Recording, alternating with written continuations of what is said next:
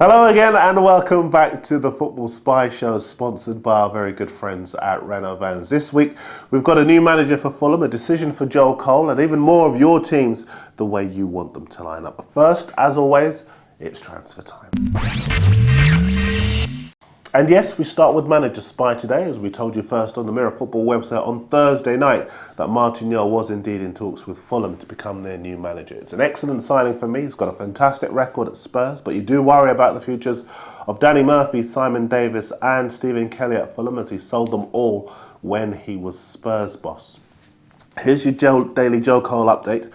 And his camp say that he'll make a decision on his future this week. The Guardian say it's going to be Liverpool, who hope their 90 grand a week offer will be enough to see off Spurs, but they do want an answer this week. The Express say that Aston Villa are ready to open talks with Spurs about signing Robbie Keane. The Mirror Football website says that Spurs are close to signing the Croatia keeper Stipe Pletikosa from Spartak Moscow. And sticking with Croatia, the Mail say that the Ukrainian side Shakhtar Donetsk are in for the Arsenal striker Eduardo for around £6 million. The Star say at Arsenal have had a £14 million bid for the Everton defender Phil Jagielka turned down, but strangely enough, no one else is going with that one.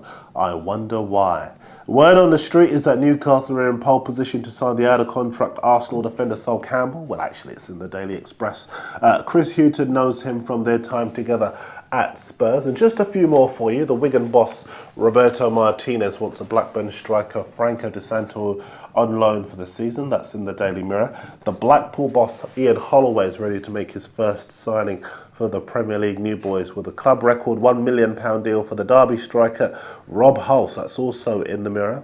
And that sound you can hear is the start of the race for this man. He is the Werder Bremen Germany midfielder Mesut Ozil, who had such an outstanding World Cup in South Africa. He's not signing a new contract at his club, and Bremen say they will sell him as they don't want to lose him on a free transfer in a year's time. So where will he go? I want you to tell me.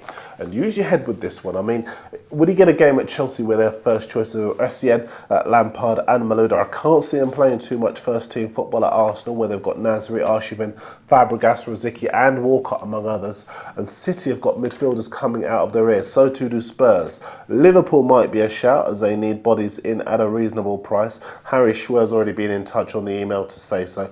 But they can't offer him Champions League football. So I want to know, where should Mesut Ozil go? He's going to leave his club this summer. Where should he go? Email me at spy@mirror.co.uk or post on YouTube.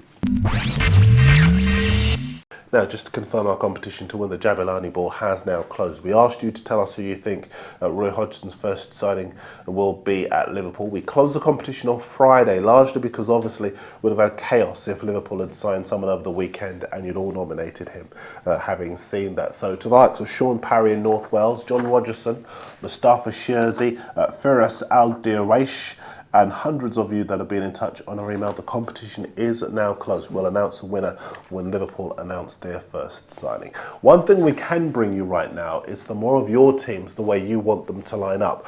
I asked you to send some in for me, and I had a look last week. You've all inundated me with some of your very impressive lineups. We did loads of Manchester United, Arsenal and Chelsea teams last week. So let's have a look at a few different ones. For example, this is Nicara's Newcastle team. It's a 4-1-4-1 formation with Steve Harper in goal, interest from Celtic in him, and a very interesting spine. Sol Campbell's in the back four, Mohamedou Diarra just in front of them. He's at Real Madrid, being offered around to lots of different clubs around Europe. And the young midfielder Dan Gosling with Andy Carroll as a target man up front. I like that side. The Joe Show's Birmingham side is a straight 4-4-2 with Ben Foster in goal. And the rest pretty much as you'd expect, except up front where there's a new signing, Nikola Zigic alongside Moussa Dembele, who's still at AZ Alkmaar. I like this Liverpool side from Dean Soz. He's got the Marseille defender Tate Haiwo at left back. His club saying they're not going to sell him.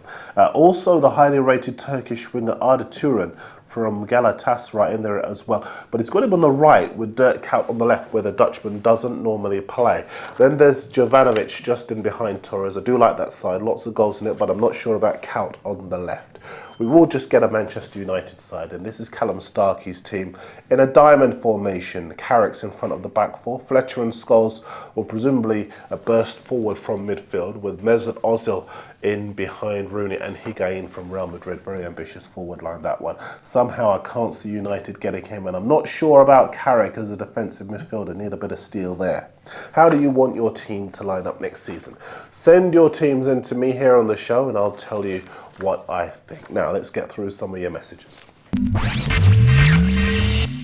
And to everyone asking about Klaas-Jan Huntelaar, he's been offered to a number of Premier League sides by AC Milan, but they want a lot of money for him, and that's scared quite a few clubs off. To Towns Gym, I'm not sure that Luis Fabiano is going to be on the radar for Man United, even though he wants to go there. He's on a lot of money at Sevilla, around about £150,000 a week, and he wouldn't get that at Man United. And to Kaz Ryan, I don't think Liverpool are looking at Ever Banega at Valencia as a replacement for Mascherano, as again, he'd cost a lot of money that they just don't have. I think it would depend a lot on how much they manage to pull in for Mascherano.